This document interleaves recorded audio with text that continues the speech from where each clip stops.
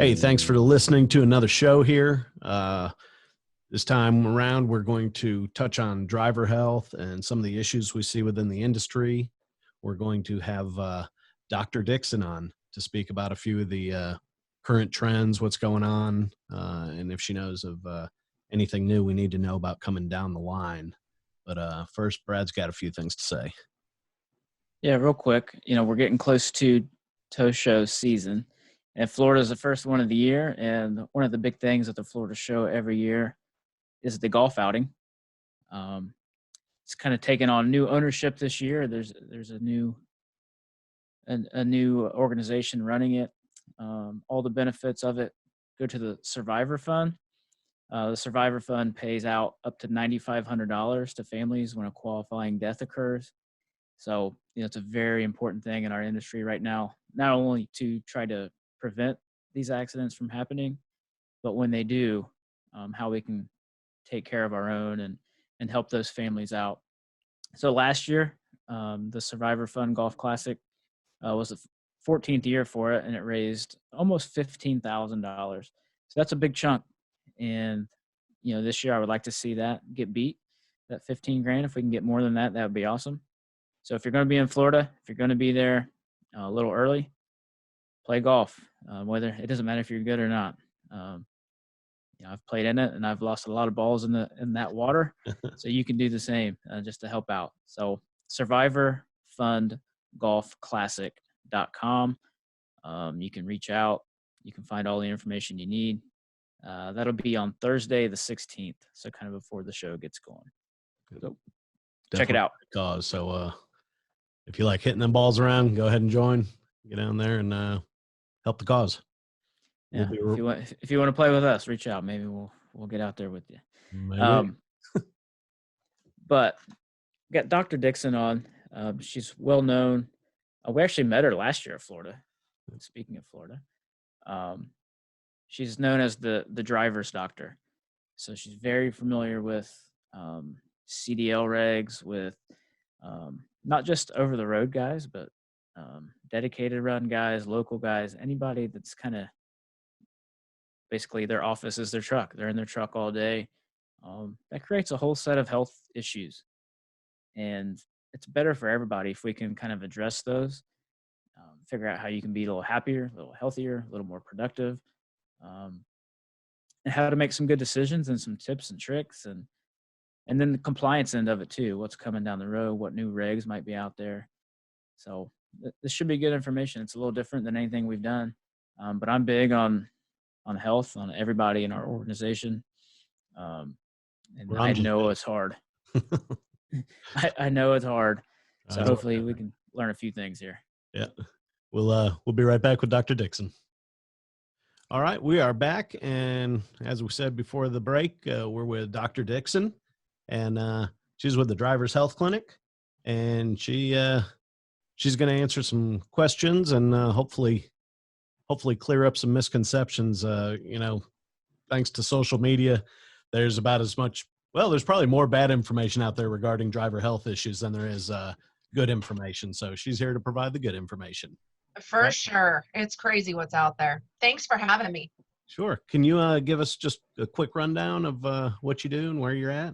Absolutely. I am Dr. Bethany Dixon, and I am the owner and operator of the Drivers Health Clinic. I currently have 2 locations, and hopefully in the next 2-3 months, we'll have 3 locations.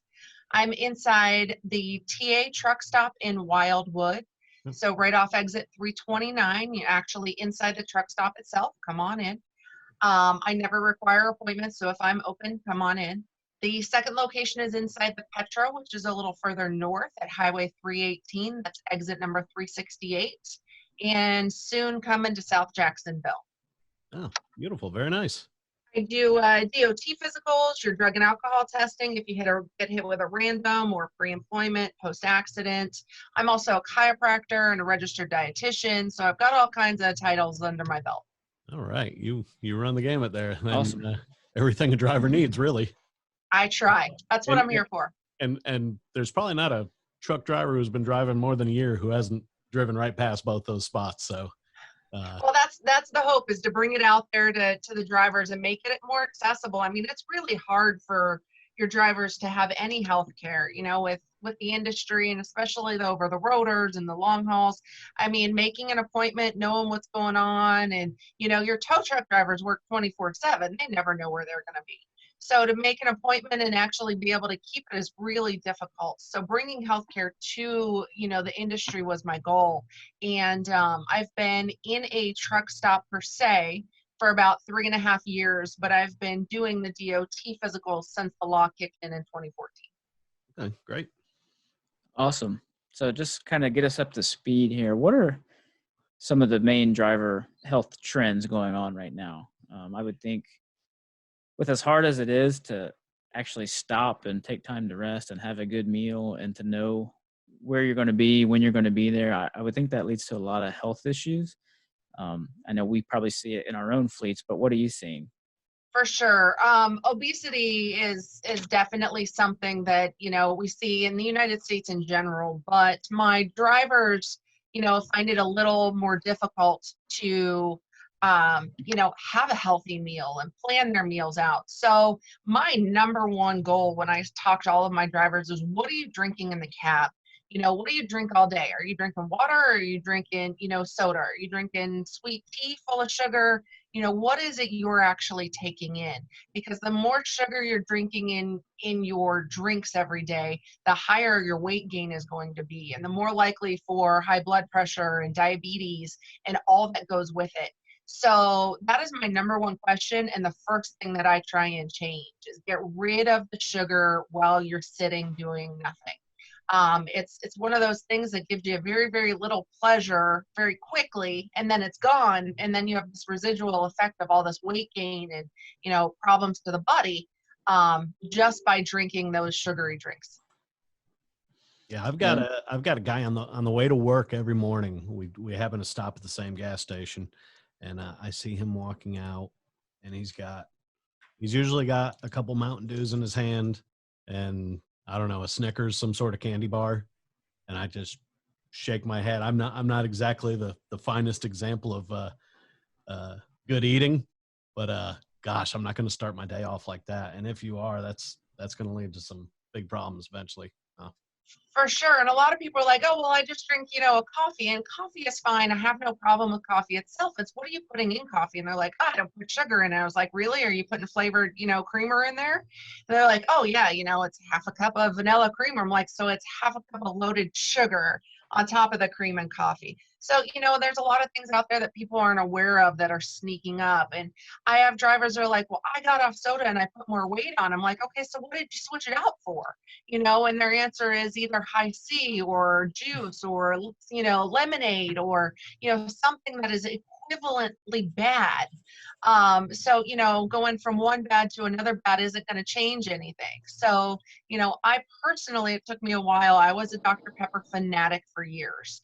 And so I the mouthfeel of soda. So I do a lot of sparkling water because there's no sugar, there's no added sugar, there's no fake sugar, right? It's just sparkling water. I actually hit the soda water button downstairs, but I'll buy the Zephyr Hills sparkling water, and it's got a little zest of lime in it or something to sparkle it up. I even own a soda streamer because I like the carbonated water, but it gives you a lot more, feel than just plain water. But honestly, those sneaky calories will kill you. Yeah, I switched over to the sparkling water probably 6 months ago, and it saved me. I mean, no more sweet tea at lunch, no more flavored creamers, anything. I'm pretty much all day long now. That's what I'll have a couple cups of coffee, black, and then the rest of the day is either water with a lemon in it or that other stuff. And it's in the beginning it's tough, but you can do it, and it's a great replacement. Well, a lot of things people don't realize is the sugar itself is toxic. So the sugar stimulates your brain the same way a lot of, chemicals like, cocaine even does, right? So it's the same stimulant. So it's a highly, highly addictive. But then on top of it, it feeds disease. So it's so much more than just the weight gain. It actually feeds arthritis, and it feeds your autoimmune diseases. And it, if you've got lupus or you've got, name XYZ disease, as you actually eat that, it feeds those areas. So, if you think about the fact that every time you put it in your mouth, are you actually helping your body? Are you harming your body? It's a lot easier to make that choice when you think, wow, I've got this arthritis in my knee. Do I want to drink that soda and make it worse? No, but you got to link those two together. Otherwise, it's a lot harder than saying, what, this just really something I want. It's easier to put it down if you think about the fact that you're going to hurt more later. Yeah, you mentioned obesity, obviously, is a huge one, but the things that come after that, the diabetes, or they go hand in hand, I should say. I think it was either last year or the year before we got our medical renewal back, and I think it was like 60% of our workforce, office and drivers, was either diabetic or pre-diabetic. That's So really scary and a very true fact. So I diagnose diabetes in my office on a daily basis. Like, it does not surprise me anymore. And my rough numbers, they're not an official study, but from what I see walk through my door, a 2-year card is what you get if you're healthy, right? Or healthy-ish. Anything less than that, if you're diabetic or blood pressure meds or CPAP or, any of those that is being helped with a doctor, even if your blood pressure is fine, but you're on a medication to maintain it, is going to give you a 1-year medical card. I would say 70% of my drivers are on 1 year or less. Okay. And it's not because I'm this crazy strict person. It's because they're on these medications to monitor, these diseases. And so it's a really sad state to say that 70% of my population that I see is in need of some form of medication to make it through the day. And so, yeah, it's a very, very true and sad fact. And, the urinalysis that is required with a DOT physical, they pee in the cup and you stick the little dipstick in and, well, there's sugar in there. And it's so incredibly common. So, yeah, your 60% is right on. Do you have any idea how that compares to some other industries? Not officially, but unofficially, I would say it's much higher. That and our amount of tobacco use. As Americans go, the fight against using tobacco has decreased. Well, with the vaping, I think it came back and kicked in a little bit more. But overall, the amount of people that actually use tobacco in this industry is just much higher than the basic American. And I don't know if it's because they need the stimulant or they're bored. Not that what they're doing isn't keeping them, but keeping them alert as they drive. I see a ton of chewing tobacco in here in addition to smoking. Or they'll say, I quit smoking and started chewing, or, and one is not better than the other. They both cause numerous types of cancer and just horrible for your body in general. But the amount of tobacco use in the industry is just crazy high. Are you surprised as a doctor to see that still occurring? I mean, there's so much information out there. 20 years ago, you kind of got it, but now Yeah. I can't understand why anybody's picking up a pack of cigarettes these days.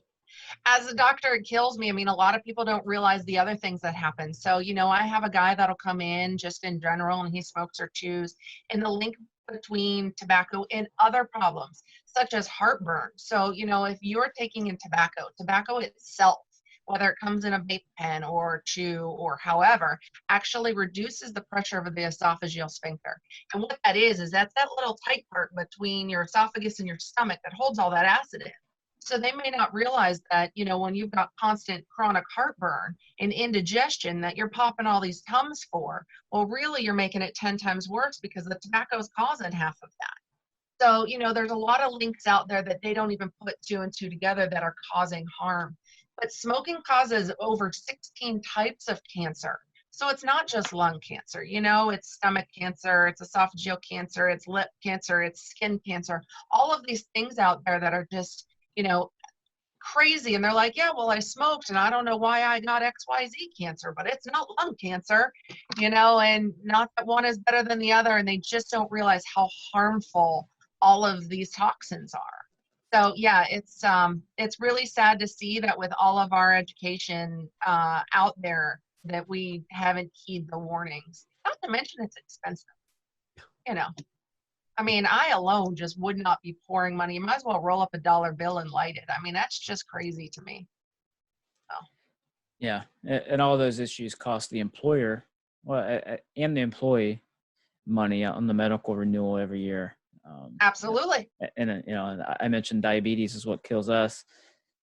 That's a poor choice of words, but that's what hurts our our medical renewal every year, and we just keep having to ante up and pay that until we can figure out a way to make a difference. And we've implemented some wellness initiatives here, but it's going to take a few years for all that to kick in. But other than diabetes and obesity, what are other some issues that drivers are kind of um, more likely to have? High blood pressure.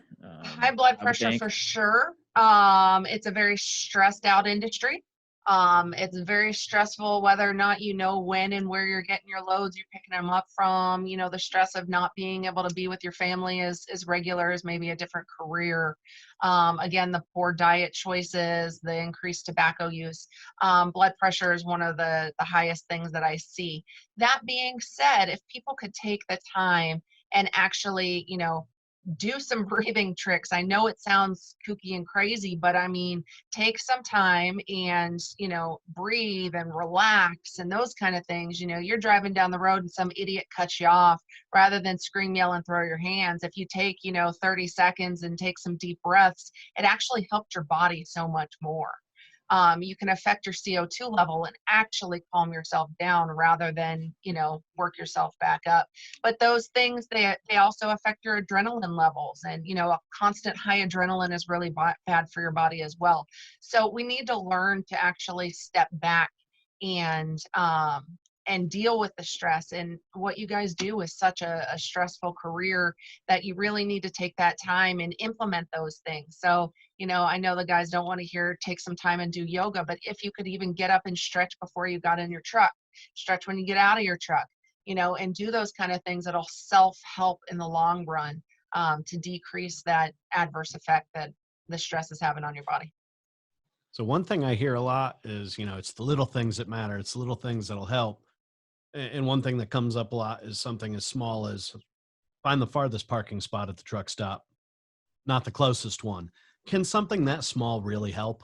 Absolutely. It adds up so much, and we all have these smartphones in our pockets. So we all have a pedometer, and a pedometer just marks how many steps you take. Okay. And so the average is a mile for every 2,000 steps. Yeah, it varies whether you're short or tall or those kind of things.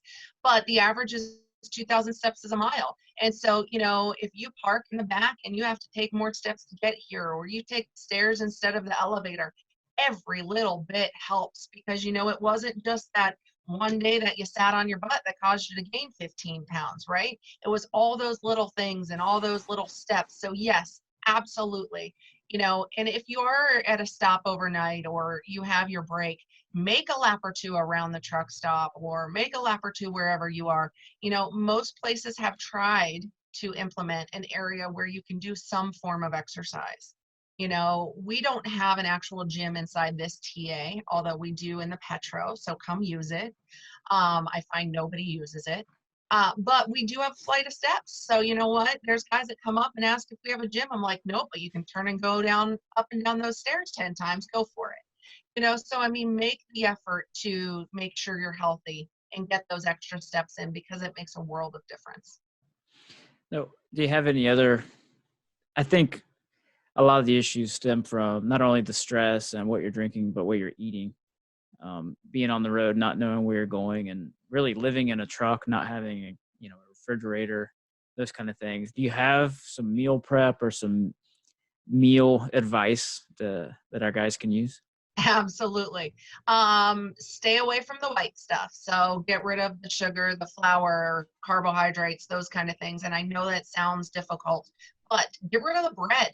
And I know that's the go-to when you're, going somewhere. But if you do grab a burger, throw the bun out and just eat it. So get rid of the bread. Go to Subway and grab a salad instead of the bread at the, instead of the sub. But again, we go back to what Jeff was saying, the little things, I mean, so even if you threw out half the bun, it's better than eating the whole bun. So protein, vegetables, fruits, if you can pre-plan, if you are home at night, or whenever, my favorite breakfast or snack for my guys and myself is actually hard-boiled eggs. So every weekend I pre-prep hard-boiled eggs. I hard-boil 2 dozen, and I actually pre-peel them and put them in individual little bags. So my husband and my son and I can just grab them and go, because they're a great fuel source. So the truck stops sell hard-boiled eggs. Grab them and eat them, and again, those choices while you're in here. The stops are now selling fruits and they're selling vegetables. You have to buy them though, and you have to actually make that choice to eat them rather than the bag of candy. And it may not sound as fun, but you're going to feel a heck of a lot better afterward. So, make those choices to grab the healthy things. They're offering them now. It's again, just about choice. Yeah. Yeah. I cut out carbs since the first of the year, almost entirely. And, I've lost, I think 11 pounds already. And that was part of the goal, but I feel so much better. It's amazing. I work out a lot. I still lift and do some, a lot of powerlifting type things. And right. I do not get nearly as sore. I don't feel as bad. I wake up and I don't feel like I want to roll back over and sleep all day. It's crazy. I was expecting to lose some weight, but the other things are what I've really noticed the most. Yeah, and that goes back to that whole sugar is toxic thing. And I know I'm laying on sugar, but that also includes flour and any of those simple carbohydrates, the pasta, the bread, the rice, those kind of things. Your body reads it the same way as reading sugar.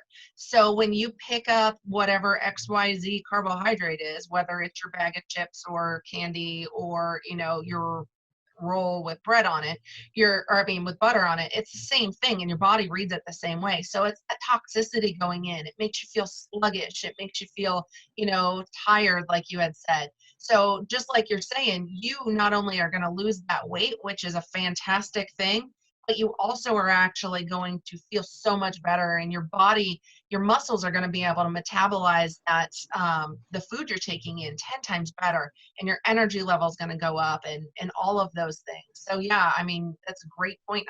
Congratulations. Oh, thank you. Yeah, and to everybody out there who thinks that's difficult, about a year ago, I cut out all the sugar, the drinks. I started tried to replace at least one meal a day with a salad, and just bought a new mountain bike and started getting out on that almost every night after work.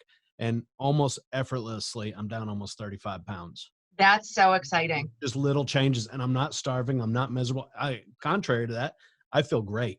I've got energy. I'm not wanting to fall asleep at 6 o'clock every night. I'm not getting tired in the middle of the afternoon, run down. So just those simple things, and I'm not going hungry, and I'm losing the weight. So it's working out for me. Yeah, that's awesome. The other thing with that is, if you've got the personality where you can do it all at once, fantastic. There's 2 different parts. There's the one where I'm going to go get it, and I'm going to do it all, and I need to do it all today, right? And then there's the other ones where that's just so overwhelming, where you want to take it one step at a time, so set goals. And if you write those goals down, I know it sounds cheesy, but write it on a piece of paper. If you write it down, it makes a lot, makes it happen. So you want to make sure that you do those and set yourself goals and make yourself accountable to somebody. Tell somebody else you're doing it, because then you're more likely to actually continue. Throw it on social media that, your goal is to do X, Y, and Z. Yeah, you're going to get everybody's opinion about it, but make it so you're accountable to someone, because accountability is the biggest thing that keeps you going on those tough times. And it's so easy to replace the things you like nowadays. You can still have cauliflower pizza instead of regular pizza, and there's the no carb Gatorade versus regular Gatorade, and things like that it's so easy to substitute now that it's really not a big deal anymore once you decide to do that. It's definitely gotten better. So yeah, that's exciting. But when it comes to wanting those changes, and if you want those changes in the truck stop, and you want those changes, in areas like this, then you have to actually, 1, ask for them, okay, if you ask the manager to provide things, but 2, then you actually have to partake in them. So I've had this conversation over and over and over with the management here, and they're like, we'll keep providing it, we'll provide more if it sells, but we're not going to stock things on the shelf that just sit there. So if you're asking for those changes, then partake in those changes. So that's the only thing that I can say with that. Yep. changing gears a little bit here. The DOT cards, they seem harder to get nowadays. There's a lot of the sleep apnea diagnosis or identification going on and measuring the neck size. My problem with the whole thing is it seems to be very inconsistent from one office or one doctor to another. So can you kind of give a little bit of background on where this came from recently and how we address it? I can. When they changed the law in 2014 that we all have to be FMCSA licensed, they did implement guidelines for us to follow. There's a series of questions that we need to go through, and then, also with the neck size and the weight and those kind of things for doctor discretion. They had pushed for a law change about 2 years ago to actually mandate it based just on neck size and BMI. And that never even got voted on. They pulled it out. But in that time, some places implemented that. So FMCSA actual rules state right now that it is doctor discretion. And that's where all of that went awry. There are certain companies, healthcare companies, that mandate it, period, just on BMI and neck size, and go crazy with it, right? And I'm gonna sound really horrible, don't have a brain. They're all robots. And so if you check this box and this box, you're going off for a sleep study. Okay, fine, whatever. And then there's the ones that just ignore it altogether and just don't even ask those questions because it's doctor discretion. So the truth is, it's somewhere in the middle.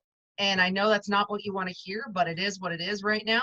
And so FMCSA does have a guideline, but the guideline ultimately says it's up to the physician doing the DOT physical. Speaking of what came along in 2014, is there anything that has happened recently or might be coming in the near future that we should get out ahead of and know about? So you definitely want to know about the Drug and Alcohol Clearinghouse that came out in January. It is a big deal. I know most people think every rule that comes out from the government is a bad one, but this one I'm really excited about because there are so many people. The last study said that there were roughly 300,000 people out there, drivers, that were using, that we were losing. So before you could take a drug test, you could fail a drug test and go to another company. And it was up to the hiring company to go ahead and, do their due diligence and make sure that you pass that drug test. And there was no real regulation. This one's going to keep us much safer. And I know I'm going to have guys that are going to disagree with me on this, but that's okay. What it's going to do is it's going to keep, that guy from failing that drug test, going to the next one, getting hired on the same day, which I've seen happen, and then, pass that drug test even though he shouldn't, and get back on the road unsafe. So it doesn't mean that if you slip up and you use and you get caught that you're off the road forever. It just means that you now actually have to go through treatment. Okay, so you've got to talk to that substance abuse professional, which is what you need ultimately anyway. So it's going to force you to have that conversation and look at your life if you are using, which I see as a positive because you need help if you're using anyway. And it's just going to require that. And it's going to make us so much safer because we don't need people using and driving. It kills too many people on a regular basis. So what that means is companies have to sign up for the Drug Clearinghouse, and your third-party administrator has to be on there. And then you as an individual need to sign up. If you're going to change jobs or something like that, you have to be registered and acknowledge that you're part of this as well. When you take the drug test, they're now going to put on your driver's license number, and that'll be submitted through the MRO into the clearinghouse. It's going to take about 3 years, they're predicting, for it to be completely flawless, but we're in the very beginning stages, and it is what it is. So hopefully it'll get our streets safer. Nice. I have one off the wall question I've always wondered for my own information. If you're driving and you have your arm sitting on the door on the window and the sun's beating in all day and you drive up and down the road all day, every day, can you actually get skin cancer from that? Absolutely. We have a lot of left-sided skin cancer. It's an epidemic, actually. Yes, and skin care in general. So if you look at our drivers and you pay attention, A lot more sunspots on the left than on the right. A lot more things get cut off the left than they do the right. And absolutely. So you need to know that you're taking care of it. Plus just getting in and out of the truck on a regular basis. Make sure that you definitely worry about skincare, wear your hats, long sleeve shirts, all of those things. Awesome. Well, we appreciate your time and information. I'm sure we'll reach out and have you on again. It's been very good information. I think this is a huge problem in our industry that doesn't get talked about a lot. And the trickle down effects are huge, from productivity to just driver overall happiness, and obviously medical and insurance costs and all that. But how can people get a hold of you? Absolutely. You can find me numerous ways. Go online. I'm on the Drivers Health Clinic. So it's DRIVERS Health, HEALTH Clinic, CLINIC.com. You can also email me directly at Dr. Dixon, DRDIXON, at drivershealthclinic.com. I'm on Facebook, Drivers Health Clinic. Instagram, all of those, just put in Drivers Health Clinic. But you can also pick up a phone and call me, 352-643-1034. All of my clinics have the same number. Then you push a button and it'll get you to the appropriate clinic. But I love to talk to my drivers. And so if you happen to be inside the TA in Wildwood or the one in Petro, just stop by and say hi. Tell me you heard me on here. And I love to chat with my drivers. And so if there's ever anything I can do, DOT physicals, drug and alcohol testing, chiropractic, nutrition, or you just want to stop and say hi, come on, my door's always open and I'd love to talk to you. Fantastic. Just for clarity, what state are those? They're all in Florida right now, Okay. but my goal is to cross the country. So keep up with me and we'll see where we are. Sounds good. great. Thank you so much. Appreciate Thanks. Have a great day. Thanks. And we're back. We appreciate Dr. Dixon coming on. We're going to continue the conversation just between Brad and me. So one thing I wish we had a little more time to get in with her. Something strange we found, we figured out not too long ago. We send most of our guys to a local like urgent care place, and it's legit. It's run by one of the big, and they started having us lay down in the room. They shut the lights off and they say, we'll be back in about 10, 15 minutes. And when I asked why they were doing that, as well as a couple of our drivers, we were told, we just like to get a true resting blood pressure. You know, you come into an office, you're wound up, you just, we want to let you settle down. And then my son goes to get his medical card not too long ago, and he didn't know that we had all asked about it. It was just something we were all running into all of a sudden. And we were told that, or he was told that it's a trick. It's a test for the sleep apnea. They figure if you have sleep apnea and you're snoring all night and not getting a good rest, I guess their theory is if they stick you in a nice quiet room, laying down for 10, 15 minutes, chances are you're going to fall asleep or, start to doze off. So they're actually using that as an indicator. So I guess that's part of that doctor's discretion, maybe, that she spoke of. Maybe not measuring the neck. I, for one, despite my fat neck, my neck has never been measured for a medical card, but maybe that's why. Maybe they substituted the little dozing off test. Do you have any guys that have been having issues, come back complaining about the neck thing or anything like that? Yeah, we've had a lot. That's almost one of the first things they do is they break out the tape measure and they measure the neck. And it's a lot of times it doesn't go any farther than that. Whatever number that it shows, if it's over the threshold or whatever they think it should be, it's pretty much the end of the exam. They'll give a 3-month card maybe, or they'll give a referral for the sleep testing. But what we have found, which is kind of BS, it just depends on the office. It depends on the chain. If it's part of a larger chain, if it's just a regional little urgent care, they're all different. Yeah. So we've been going to this chain of regional urgent cares that it's not the neck test isn't the be all end all. A lot of the bigger corporate, well-known offices around here, those are the ones that were just measuring the neck and then out they go. And there was really no rhyme or reason to it. We have some bigger guys, some guys that are actually in pretty good shape that work out, and they're just big guys. Yeah. And they have big necks. And it was an automatic fail. And then the skinnier neck guys that maybe are walking diabetes, they were passing because their neck was smaller. They might have a huge belly, but their neck was smaller. So the whole thing seemed like a scam. Yeah. The doctor's discretion thing kind of makes sense. Mhm. I don't like that, but at least she was honest. And it kind of is what it is. Yeah. So I would encourage you maybe to look around, see what options you have in your area, because they might not all be the same. So what do we do all about all this? We all benefit. The company benefits, the employees benefit if we can figure out some way to get our guys healthier, a little more active. I know one company owner over in Alabama, they're providing free gym memberships to all their employees. We've discussed it several times, but when we bring it up to the drivers, they show very, very little interest in it. So I don't know that it would be worthwhile for us.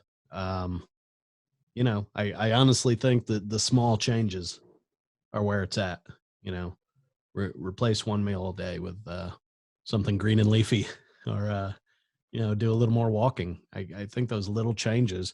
And my gosh, put the pack of cigarettes down, put that can of dip down, please. I assure you the customers don't like it. I don't care how friendly you are and all that good stuff. I don't think a customer is ever going to like getting into a truck that smells like an ashtray. So there's added benefits on top of just your health. But of course, your health should be the number one reason you're doing it. And, you know, there's different ways to go about doing it. My dad, who is pretty much a skeptic, smoked since I think oh my gosh, man, I think he's like 12, 13 years old, maybe around 38, 40 years old, sees an ad in the paper, gets up one Saturday morning, goes for a ride, comes back, walks in the house, throws all the ashtrays in the garbage can, never smoked again. Turns out he went and got hypnotized. So, and I've talked to several other people. Sometimes that works for people. Obviously, sometimes it's not going to work, but it's worth a shot. It's pretty inexpensive. It's quick. It's easy. And you've got, you know, other things. You've got medications that can help. Maybe just some family support and workplace support. I think a lot of the guys say they get triggered when they see the other employees smoking. You know, they may be trying to quit. They see someone walk out the door and fire one up outside, and they're right behind them, even though they don't really want it. They're getting triggered. So maybe for some people, it's just a matter of trying to avoid those situations as best you can. Yeah, the main thing is making a decision, making a conscious decision and an effort to make these changes. Because if you really don't want to, if you're not committed, it's just like everything else. You're not going to follow through. It's going to last, you know, a couple weeks and it's out the window. But we've done the gym membership thing, had kind of mixed results. You know, we offer that. We've instituted tobacco surcharges. So if your insurance, if you're a smoker or a tobacco user, it costs you more. And I think that's fair. The last time I looked, the average tobacco user or tobacco users cost on average $6,000 more a year to employ based on your medical needs and insurance. I think that's only fair. You know, healthier people that make these decisions, that are conscious about these things and they're not relying on medication every day. They're going to the doctor. You know, they're cheaper for us and it should be cheaper for them. So I back those 100%. I'm not that I like to screw the tobacco users, but that's a choice you made. Yep. You got to live with it. You know, you're fine wasting that money every day on a pack of cigarettes. You should be fine wasting that money on your paycheck. Yeah, it shouldn't come as a surprise that you're costing more because of it. I mean, everybody's aware of the health. It just leads to so many issues. Yep. There's so much data behind it. Tobacco users, especially smokers, they get sick more. their immune systems are compromised, their lungs, their pulmonary systems are compromised. It's science. It's not anything that big pharmaceuticals are. It's not a conspiracy. That's real. Yeah. You call off more. You're less productive. You can't work as hard or as fast. These are all legitimate things that happen when you're unhealthy. I actually meant to try to look up some studies on just lost productivity, just stopping, especially in the case of office workers, getting up from their desk, going outside for 5-10 minutes. How much money is lost at that point? You know, I'm sure the data's out there. I just honestly No. forgot to look it up. I mean, it's no surprise though. You don't need to actually find it. It is what you are guessing it is. They call off more. They're slower. Um, it's science. And also from an owner's standpoint, there's a lot of reasons that we'd want our drivers to be healthier. One, believe it or not, we actually care about you guys. We care about the drivers. We want you to be healthier and happier, live longer, feel better. We want all those things. We do care about you as people.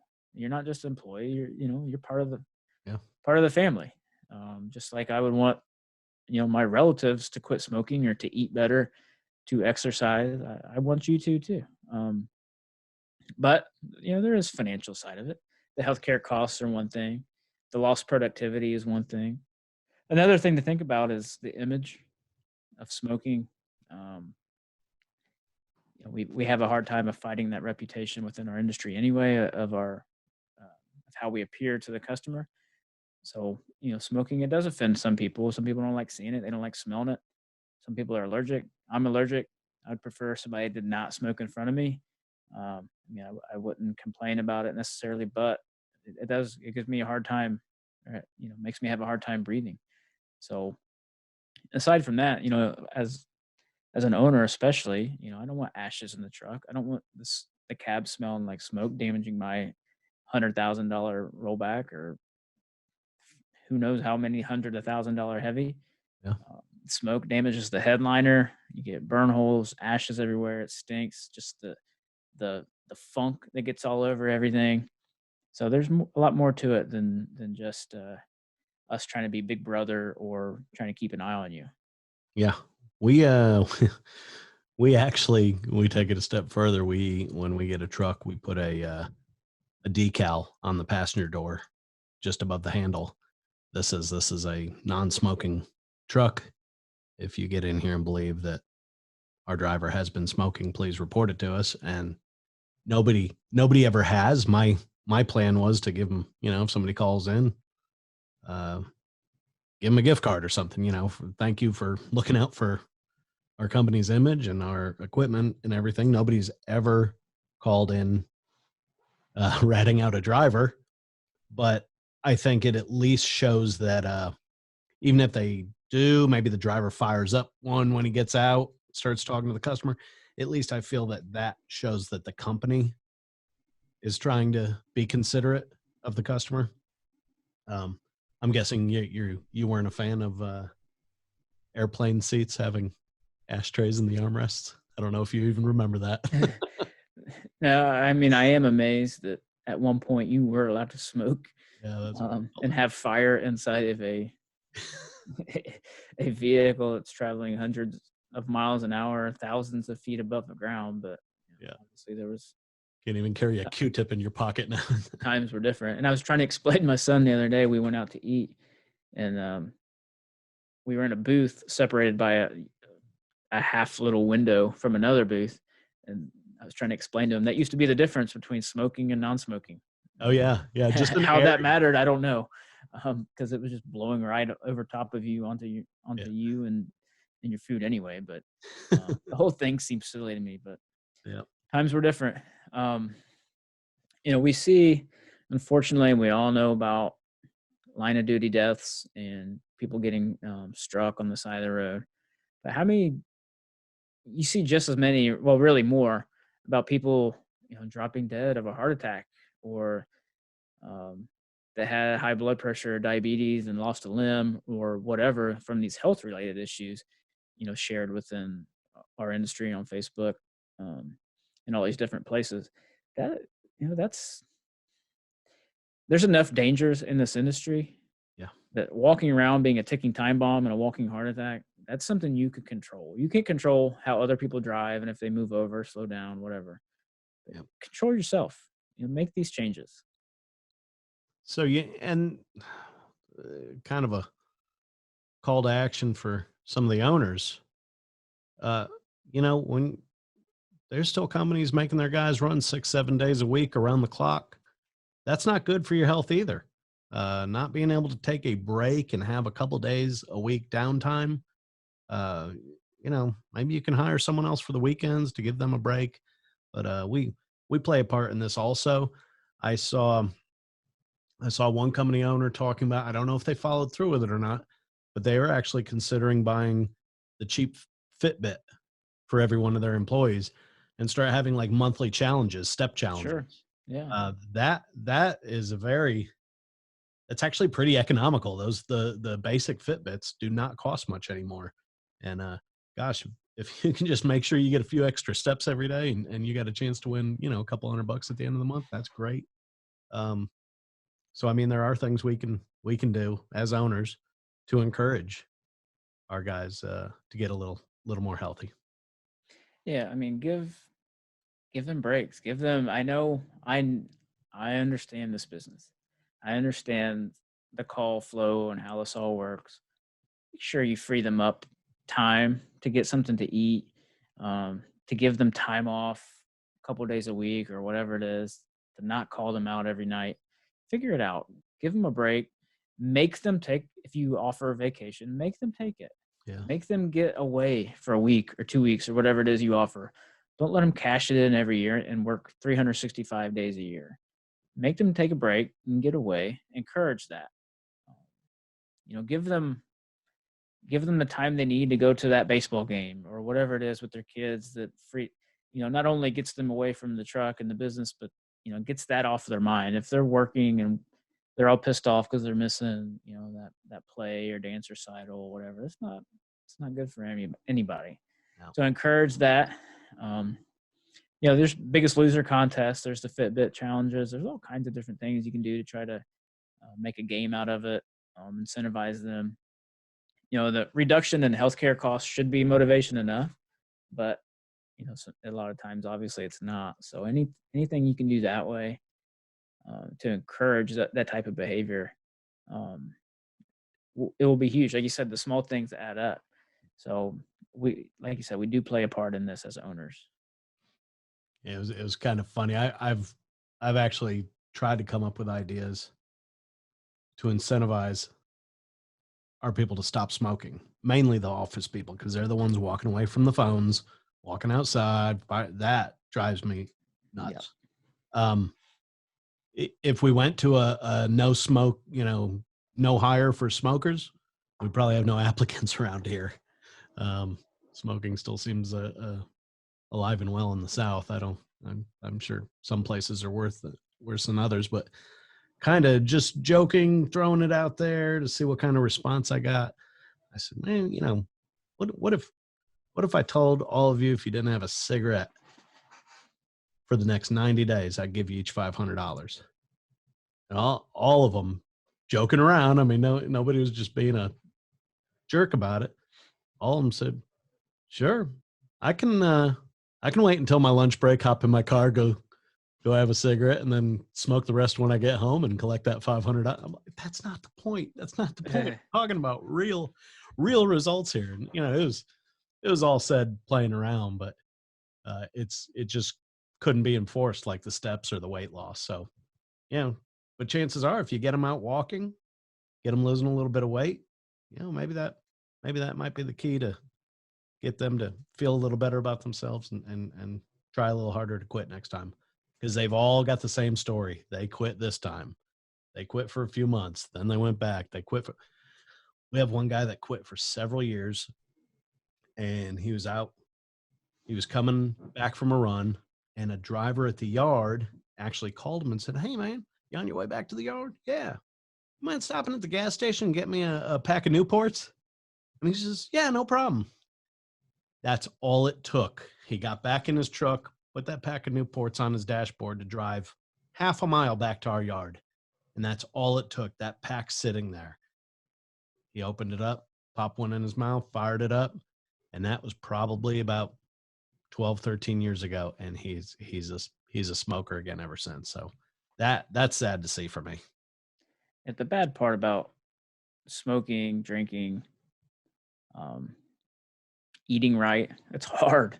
It's all hard. I'm not going to pretend that I expect everybody just to up and quit smoking, because if that was the case, everybody would do it. It's hard, and it's hard to stop drinking Pepsi. It's hard to stop eating McDonald's. All this stuff's very hard. The sugar thing, I have a sweet tooth. What she said about the sugar being addicting and how it gets in your head, that's 100% true. I'm living proof that I can attest to that. But I think the meals are the hardest things for our guys. Moving all day long, not being able to have a refrigerator and a microwave to heat up, grilled chicken, something healthy. Yep. So it can be done. It's just hard to prep that food, to have, to make a cooler every day to take with you, and to be able to find stuff that you can eat in the truck that you actually like and that you'll stick with. That's hard. And stopping these places that are convenient, it's hard to find something that is healthy and that you actually want to eat. So, I mean, you're fueling up your truck. You got to go in to pay for that stuff. And they know where to put those roller dogs and the gas station burritos. You got to walk right past the shit to pay your bill. They know what they're doing. It's kind of like mattresses. They're always on sale. It's always a good deal. Yeah. But I don't know. For me, I mean, even if you carry a cooler, when it's cold out, when it's raining out in the winter, who the hell wants to eat a cold meal?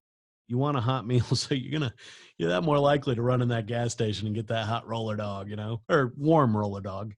I don't know if they're ever hot, but so it is difficult. But maybe one thing you can try is keeping healthy snacks in the truck, so you don't get so hungry because you've been running calls all morning. You're so hungry, so when you get to that gas station, you scoop up a bunch of bad food. Maybe grabbing one roller dog isn't as bad as when you get the cheeseburger and the nachos together. Right. Maybe if you just have those good little healthy snacks to keep in the truck with you, bottled water. If you're a soda guy, I'm lucky where I'm not a sugar guy. I've never been a big soda guy. But my gosh, my weakness is bread. When she said get a cheeseburger and toss the bun in the garbage and just eat the burger, I'm more likely to do the opposite. But just I can attest to that. I've done that multiple times. Yeah, it sucks. And you can get them cheaper. You can order, just the patties if you get a cheeseburger. I love cheeseburgers. Are my favorite food. Yep. I'll take a good cheeseburger over a steak or anything. So you can order them without the bun and you save a little bit of money, but that's not the point. But it's doable. Yeah, I'm a pizza-aholic, and but I prefer the very thin crust, like the Neapolitan stuff. So I tell myself, that's healthy pizza. I have a choice between unhealthy pizza and healthy pizza, and that's where I draw my line. It's got to be very thin crust, and I feel like I'm doing myself a favor somehow. So yeah, that's the hard part. You can justify about anything you want to yourself. You got it. You just mentioned snacks. You starve all day. You think you're doing yourself a favor by not eating junk throughout the day. Then you get home and you go to Golden Corral and just bash on chicken wings and liquid cheese and all the ice cream buffet and all this stuff that you reversed everything that you thought you did during the day. So good snacks, protein bars. That chocolate fountain. That everybody sneezes on and sticks their fingers in. Yeah. Because they always let the little kids go to the chocolate fountain by themselves. They're sticking their fingers in it. But it's good choices throughout the day. The snacks, protein bars, almonds, stuff. I get it. It's not nearly as good as a Snickers, believe me. But ultimately, you're in or you're out, and we need everybody to be in. Yep. So that's we were fortunate to have Dr. Dixon on earlier, and hopefully something we said here struck a chord with at least one person, and they'll start making some better choices. I hope everybody does. It's not easy. I mean, I try to eat better, like 5 days a week. I know 2 days a week I'm just gonna eat lousy, and I allow it, and I try not to guilt myself for it, because I just figure, well, I'm doing better the other 5 days. So, and I've had decent results. So you don't have to starve yourself. You don't have to get out there and start running marathons. You know, just just do a few small things. Try it this week. You don't have to try all the ideas one week. Try one thing this week. Try something else. Find what works for you. Because Yeah, you got to be on board with yourself. don't make yourself miserable, because you'll never stick with it. Um, the low carb thing is hard, but the fact that you can eat as much protein as you want, it's not all that bad. You can have steak for every meal if you want. The carnivore diet is a thing. You don't have to be miserable, and give yourself, whatever your guilty pleasure is, allow yourself to have it every now and then. Because if not, then you're just going to relapse, and you're gonna gorge, and you're gonna give yourself diabetes overnight, because you ate 45 blizzards from Dairy Queen because you were starved for it that bad. So Yeah. it's moderation. I understand that not everybody's gonna become bodybuilders overnight, and that's not the point. The point is just get yourself maintainable to where you're not depending on medicine and you're falling asleep while you're driving. That's what we're getting at. Yeah, most even if you've crossed that bridge and you're on these medications, my doctor tells me a lot of those things are reversible. So get off your ass, start eating a little better, put the smokes down. Uh, your family will appreciate it just as much, probably a lot more than we do, because obvious reasons there. Yeah, you can get off these medicines. That should be everybody's goal. I don't think anybody wants to live um, just being supported by pills and devices. But you know, the sleep apnea thing, I know we kind of talk about it as a scam, but it's a real thing. And if you have it or think you might have it, go get tested, because I guarantee you, getting a CPAP or getting whatever they tell you to get and diagnosing you, you'll feel a million times better getting some actual real sleep for a change. So if take that serious. If they do say that you're a candidate or you need to get tested, go. It can make a difference. I've seen it firsthand. It's kind of inconvenient, but you get used to it. And the goal again is to get yourself to a maintainable sugar level, to weight level, whatever it is, to get off of everything completely. I know that wasn't probably the most entertaining subject. A lot of people like to talk about towing and tell stories and the equipment and recoveries and all that, but we both felt this was very important and we wanted to talk about. And we met Dr. Dixon and thought that'd be a good opportunity to get her on. So we appreciate everybody. A reminder, help out the Survivor Fund, play in the golf outing at the Florida Tow Show, or just donate. Join your state towing association, do your part. Yep. And hey, we're working on building some video content for the YouTube channel. Please help us out. Go there, subscribe to the channel. We'll get a link up on our social media that'll bring you right there. All you gotta do is hit that subscribe button. The more subscribers you have, it opens you up to more abilities with YouTube, as far as live streaming, stuff like that goes. So we are working on those things. We've got something pretty exciting coming along in a few weeks here too. We'll tell you about down the road, but help us out with that if you would. And again, we appreciate everybody's feedback. We're still, we're always looking for ideas for shows. So don't hesitate to contact us and let us know what you'd like to hear talked about. Yeah, and a quick thank you. This morning, as we're recording this here in February of 2020, we surpassed 20,000 listeners. Yeah. 20,000 people listen to us.